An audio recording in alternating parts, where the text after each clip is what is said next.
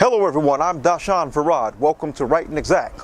On this edition, we speak once again to world-famous martial artist as well as spiritual teacher Shaha Mfundishi Maasi about spirituality as well as his time in the Black Power era, among other things. We thank you very much for joining us once again, Brother Shaha. The last time we spoke, you had, of course, we had touched somewhat briefly on your time with Amiri Baraka, right, and of course the Black Power movement in America in general, but Newark in particular.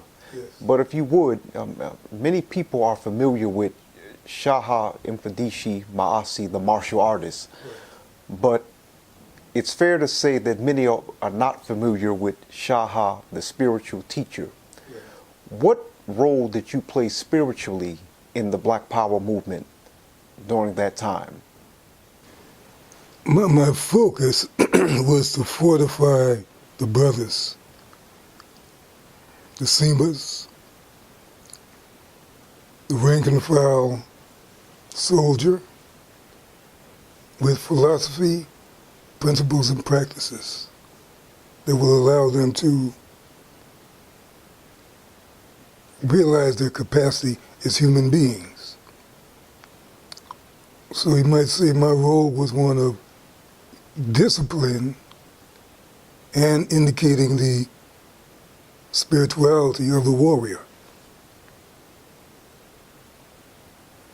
I just mentioned these two words a few days ago during another interview or online teaching. There's a brother from Zimbabwe who was named Roa Shiri. He gave me two words. One was Kuzvibata, in the Shona language, Kuzvibata. Kuzvibata, Kuzvibata, meaning discipline, to reach out and touch yourself. The second word was Kurimedza, Kurimedza, Kurimedza, to enthrone oneself with dignity. So it was about sharing those principles and the practices with the brothers to enable them to rise beyond the stereotypical Negro behavior. You know, giggling at what isn't funny, scratching where you don't itch, and buck dancing, in general behavior, being the minstrel. So my role was to take them out of that, help them to see the capacity as workers in the movement, and to make sure they remained in that capacity. So that was the spiritual role at that time. And as things progressed, I moved more into the spirituality within the martial arts itself. So we used the art as the vehicle for raising the consciousness. And that's how we got into Kupigani Ngumi, you know. It began with the term Yangumi, Y-A-N-G-U-M-I, Yangumi, which meant way of the fist. Not just the physical fist, but the mind being an instrument that could be used to defend or counterattack. Later on, we expanded to Kupigani Ngumi. Basically mean the same thing, but Kupigani means the way of striking, so forth and so on, you know. Now, what we want to know from you, of course, we see, you've spoken in the past about the black community, of course, being in the shape that it's in because of a negative mindset, if you would. Right now, we see, as Michael Everett Dyson said, he said, with the Trump presidency, we see racism and white supremacy on steroids. With all of your spiritual training and your spiritual teaching, how do you feel the African American community should be dealing with a Trump presidency as well as the climate, the current climate of white supremacy that we see proliferating? Well, we have to analyze it. When we see racist behavior and the practice of white supremacy, we're looking at the expression of a mindset. So if words or gestures are used to oppress, that's the physical expression of compromised emotions. Fear, need, and desire. The fear of black people, and there's a fear of black people, because we're looking at people who were captured over 400 years ago, placed in a very precarious situation, and who have survived. No other people in captivity in this country have done that. The Asians didn't survive the railroads, working on the railroad, or Indian brothers and sisters haven't survived on the reservation to the degree that we have. And we're right in the belly of the beast every day, and we produce music, great works, literary works, great political minds, scientists. We produce, so there's a fear of what would happen if these people came into power. So we're not going to let that happen. That's the fear piece. The need for white supremacists to see themselves in a favorable light, regardless of how they've treated others throughout the world. So that's the need. And then the desire to continue to control. So that's the emotional piece. We have to analyze that. When we see the behaviors, the physical expression, we know they're expressing this emotional condition that they're in. Then on the instinctive level, fight, flight, or freeze. In conflict, when we look at, let's be real, we look at European history, there's always the need to dominate, to conquer somebody, and wherever they've taken a culture, they've left desolation in the wake. So that's the fight. And all people have waged wars, but not constantly seeking to overcome other people. Nations have defended themselves against other nations, but the need to go outside of your nation and conquer someone thousands of miles away, looking for resources, whether natural or human. So that's the fight, the struggle. And then there's the fleeing, running away from what one has done. Well, things are better for you, being that we came to your continent. We brought the Bible, we brought God, we brought civilization to you. You're uncivilized in your behavior, and you brought civilization. You're not looking clearly. So you're running away from what you've done. Mentally, you're running away. So when we look at those pieces, there's the physical, the behavior, the motivation is in the emotions and instincts. So then, where is the mentality? The mentality is in conflict. It's in conflict. Living in deception, mental deception. How? Deceive myself through my instinctive behavior. I'm fighting to maintain control. And I'll freeze and shut down. If you try to educate me, I'll shut down. I'm not hearing you. Or I'm going to run away. It's based on my fear. But I'm not seeing, I'm not understanding my fear. I'm saying I'm dominating you because you should be dominated because you've done nothing on this earth. Done nothing? Then why did you come? How have you benefited from our sojourn here in America. You benefited. As simple as you use our music for your commercials. I hear James Brown. You can't sell your products without our commercials, with our music. Rap music as well. Rap music. We are your source of comfort. So then, Shaha, would you agree with many scholars who have said that the relationship between black and white has been more parasitic than symbiotic? Of course. But the thing that we must see is that it works both ways.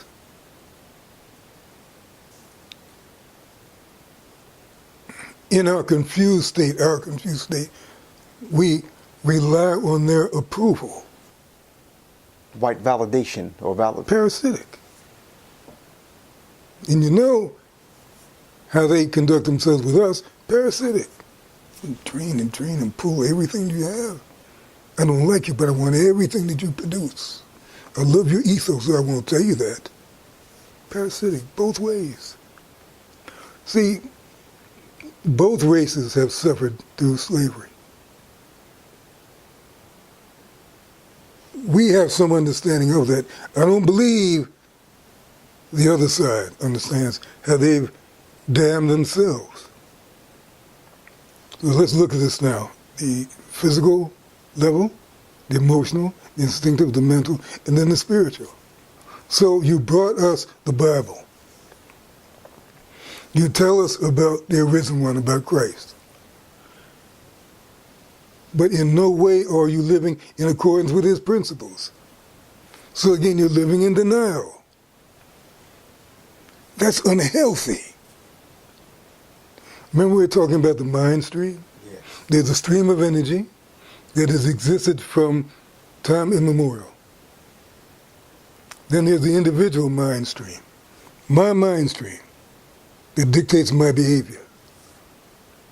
If I can see it, then I see the flow, then I see the rise of an impulse. Boom!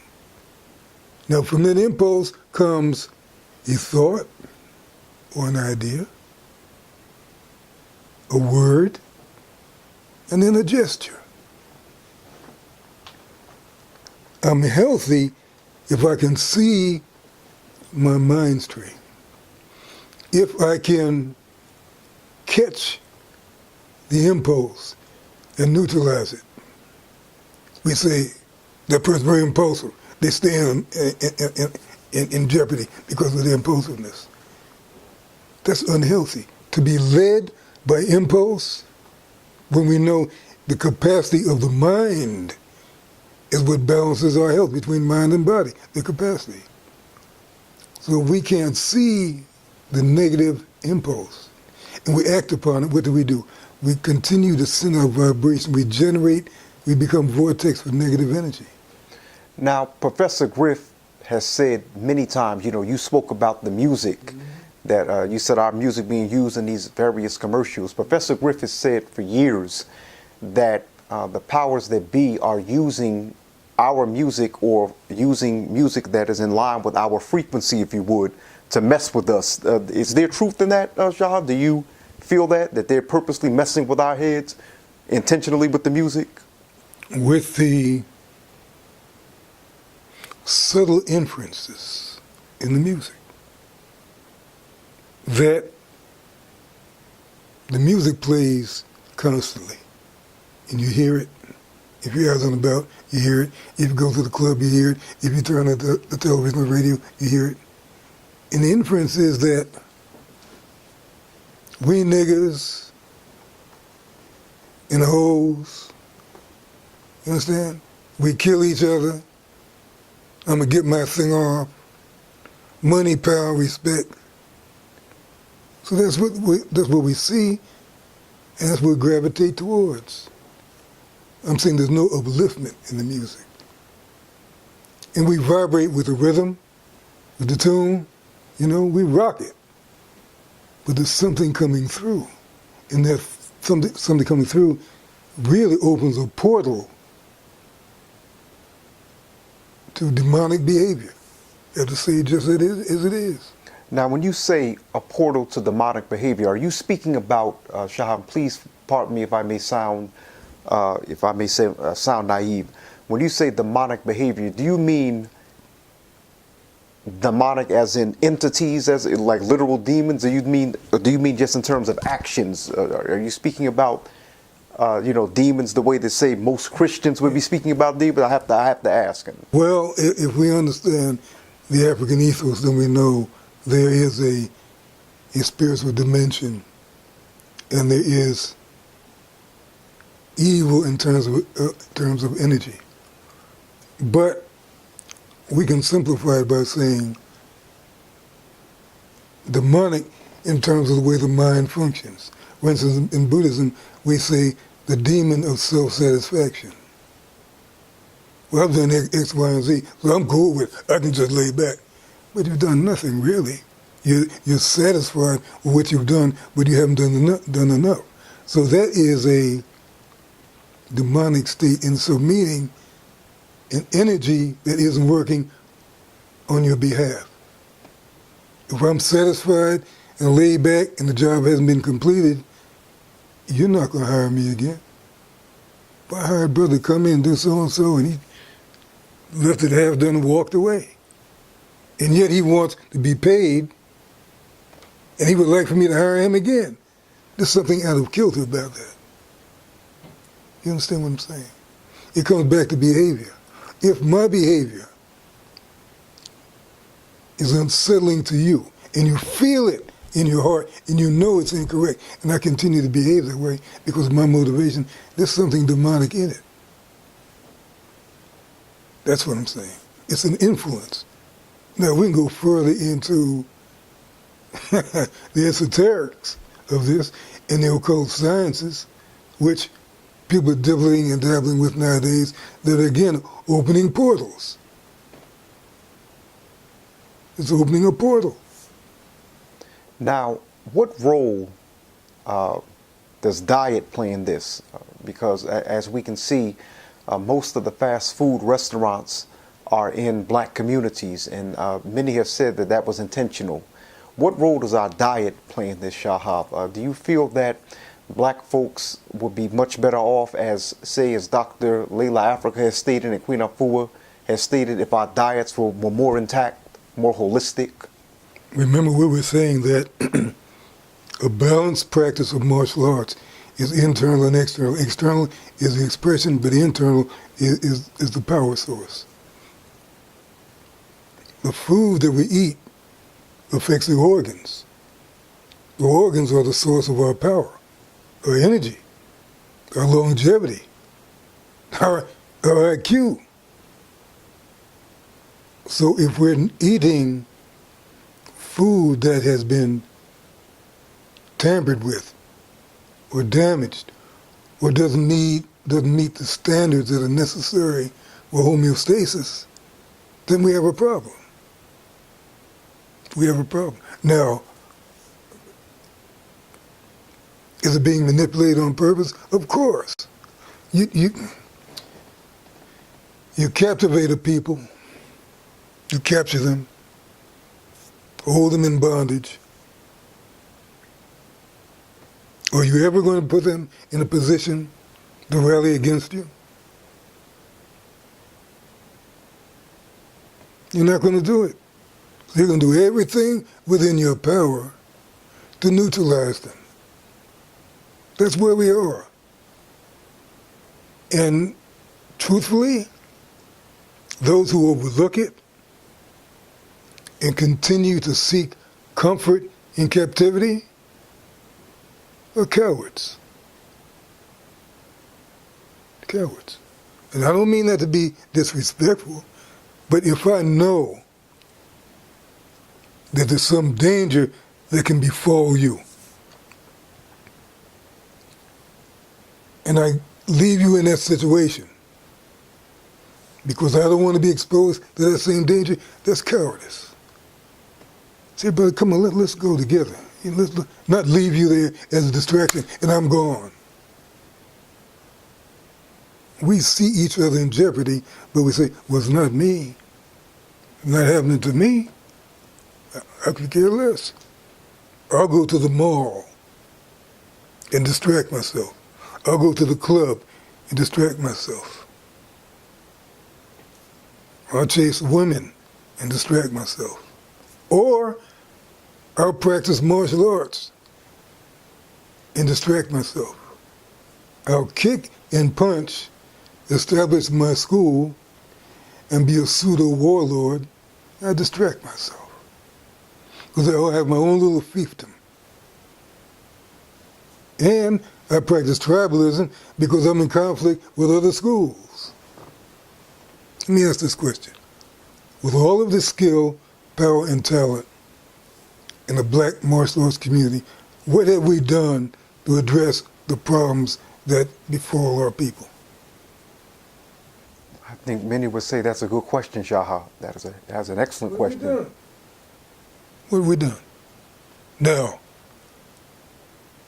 I'm not saying that I have the answer, but I'm saying I see the problem, and there are things that could be done to help to address. For instance, if we teach the art, and we enable the student to see their emotional state. Not say, well, I'm going to have you punch the heavy bag or kick and punch, and you're going to burn off that negative energy. It doesn't work that way. Because something in the mind, in the consciousness, is causing the behavior. Can I help the person to see that? Maybe as a result of the family situation. It could be a lineage coming from a slave descendant ancestor right on down. It's complex, and you can't solve it by teaching another kick or another punch or garnering another trophy or another rank. It's not as simple as that. So you feel then that perhaps martial arts, black martial arts in particular, has become too commercialized? Is that what you're saying? Or too Hollywood-like when you mentioned the promotion and the trophies? That, and also the demon of self-satisfaction.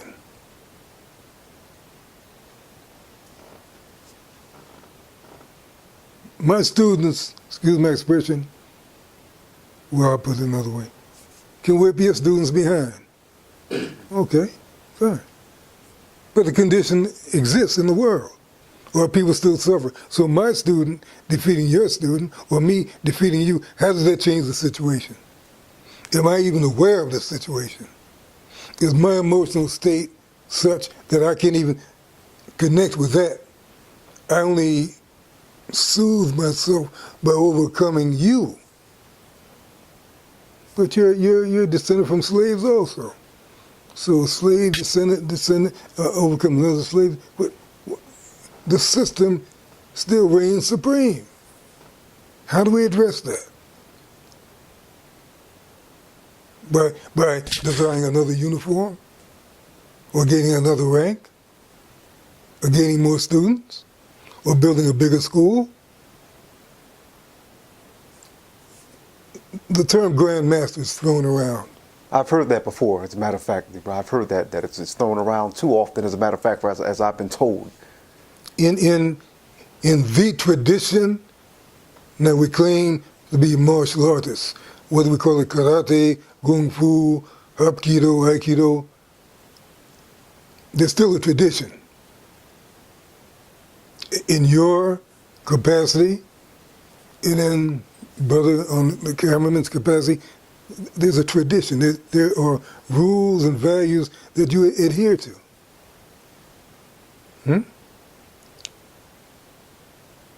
If we don't practice the art in line with the tradition, we're not practicing the tradition. And we're not practicing the art. The insight into human behavior and conduct is central to martial arts practice. If we throw that out, are we practicing martial arts? Or are we kicking and punching? If that's our view, if we think that's martial arts, then we're mistaken. Of course, we generate force through kicks and punches to defend ourselves. I understand that. But Sun Lutang, a great Chinese martial artist, said that the art is to raise the capacity of the people, which raises the capacity of the nation. Are we in touch with that? Now, Grandmaster is an honorary rank, not based on physical performance, because usually you receive that long after you're able to perform on that level. It means one who has established an institution, built a hospital, built a school. I don't mean a martial arts school. Some act that has improved the capacity of the community, has empowered the community. Those were the measures or qualifications were red belt. This is not to say that those who afford themselves a red belt should be looked down upon. It's fraudulent. It's not that at all. It's really a misunderstanding of what the belt symbolizes. So I don't believe in policing, but I believe in commenting where there's a lack of understanding. Because lack of understanding becomes an energy in itself. So when you train your students in misunderstanding, they continue that trend of misunderstanding, and then the art becomes lost. The true meaning becomes lost. Look at the meaning of Christ as we understand, as it was established, and look what it has become, a means of beating other people down. I mean, look at religion in general. How many wars conducted because of religious conflict? What does that say about the converts to the religions? If you were filled with anger and frustration, fear, need, and desire, fight, flight, and freeze, before your conversion, and now you're carrying it out in conflict with other religions, how have you benefited from religion? Then you say, well, I'm doing this in the name of God. So now you tell me God is your hitman, your excuse for violence, your validation for violence. Do we see this? Yes, we do. I'm in my 76th year. Who knows if I have another 76 minutes or hours? I'm speaking from the standpoint of one who has concern for the world that may exist after I leave. I'm not saying anything for my benefit, really.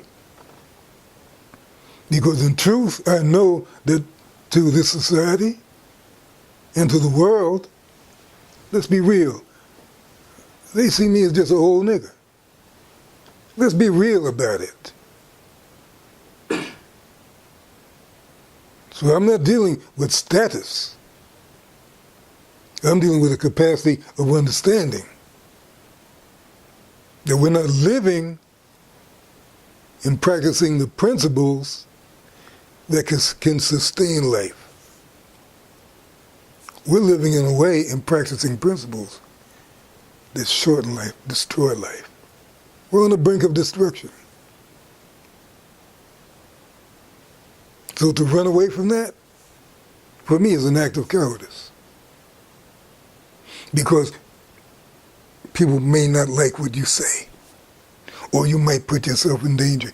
I live in danger every day, being a black man in this society. I leave the door never knowing if I'm coming back, not knowing if I'm ever coming back. And it's amazing, Shaha, how black men of all ages seem to think that, not just the young or younger black men. It's amazing how that fear, that concern spans generations. Of course. It's real.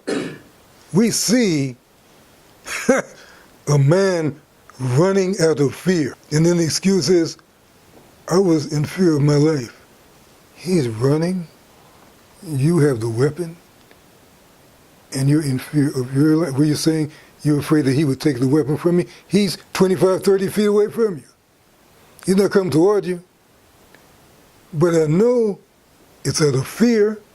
But let's look at what that fear is. We discussed it earlier. I got to get rid of many of these niggas as I can before they rise up. Let's be real about it. Let's be real about it.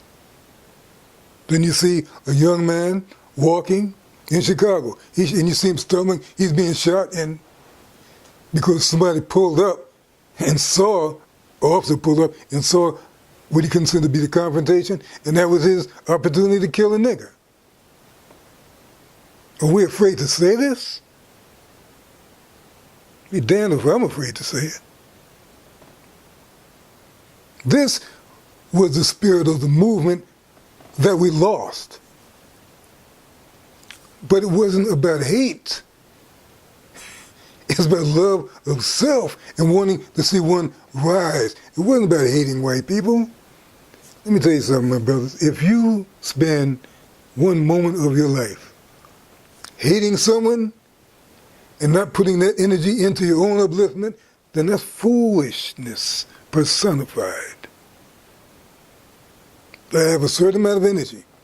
I can use it to hate someone, or I can use that energy to empower myself, raise myself up. If I'm intelligent, which one would I use? Which one would I do? Empower myself. So I'm not speaking hate, I'm speaking real. This is what it is. Kill black people out of fear of black people. But black people killing each other out of fear and ignorance, tribalism. Oh, you got on the red, you got on the blue, you this, you that. Cowardice. Anger. Fear, need, and desire. Fight, flight, and freeze. The physical action. Boom! Not saying we should train the weapons on anyone in particular. Don't need to be carrying weapons at all. Really, not we're going to use them negatively. You know the karma that comes from killing a human being? People may not believe in karma. Well, let's use the vernacular. Bad luck. The bad luck, the unfortunate accident that comes through acts of violence against others, and it may not happen for many years. But sooner or later, it's going to come. It's going to come. My grandfather would only give a beating once a year. And he would recount everything that I've done. And it was serious. It was serious. I say that to say, develop the capacity, use the energy to correct behavior, even if you have to be intense about it. Not violently, physically violent, but mentally intense. This is what you did. It was incorrect. It was outside of the dictates of behavior. And be intense with it. But don't walk around violently jumping at every issue. Oh, we're going to go out and riot now. No, don't do that. Save the energy, analyze, and understand what's going on. Then when you come together constructively, devise a plan of action constructively, not destructively. Don't align yourself with negative forces, because there is an energy that's seeking balance. And it is going to punish those who have been the purveyors of violence. Now, we may not understand that, but we look at certain states where people of color have been brutalized. Do you see the weather? And I'm not laughing at people's misfortune. What I'm laughing at is the feeling that, well, you know, we the chosen people, we got it that way, and we just living our lives, doing our things. Then when the weather comes, it's, can anybody help me? Well, who the hell were you helping when you had it that way? You said you had it that way. Now here comes the weather. The weather's saying you don't have it that way. Now we see the weather growing more intense each year. As human behavior, misbehavior becomes more intense. As it intensifies, we see weather intensify. There is a direct connection between human behavior and the weather. This is one universe where the planets take action upon human behavior, and human behavior, as it quantifies, influences planetary behavior. So when you ask me about spirits and demonic energy, study the planets. There are planets that contribute turmoil to the human condition. And there are planets that contribute balance to the human condition. Looking at certain traditions now, that which we would call the sorcerer or the witch doctor, the shaman understands that. The old southern root worker, the old granny back in the shack. You say, Granny, I got something on me, I just can't get this thing off me. Granny said, oh, I know what to do, honey. Go home and say the Lord's Prayer 25 times and take this root and make a tea and drink it, and we know that's real. We know it's real. So I'm saying there's a connection between human energy and universal force. So those who have inflicted pain and misery on their fellow human beings may never be overcome by those who they're inflicting pain and misery on, but something is going to come. Something is going to come. And the pseudo-belief in God is not going to protect them. Pseudo is when you say, I worship the Christ, but you damage his children. That's pseudo-belief. Well, Shaha, as we get ready to wrap up this wonderful interview, what advice would you give to the young black warriors coming up behind you?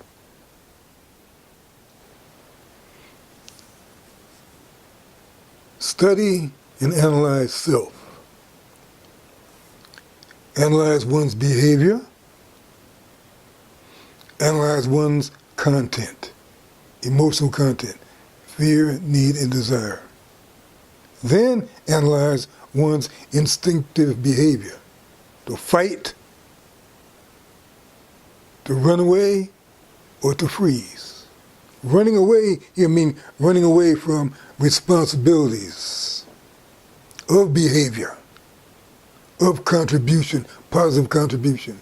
Running away from that, or just shutting down by getting high, off drugs and music, sex, whatever one's drug of choice might be.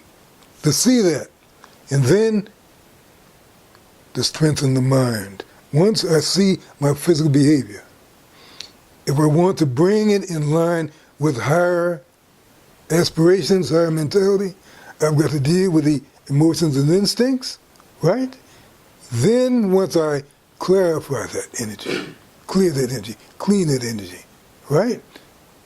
Then the mind opens up, and I develop the capacity to be a complete human being. That's what I would say to the young black people. Well, Brother Shaha, we thank you for joining us once again.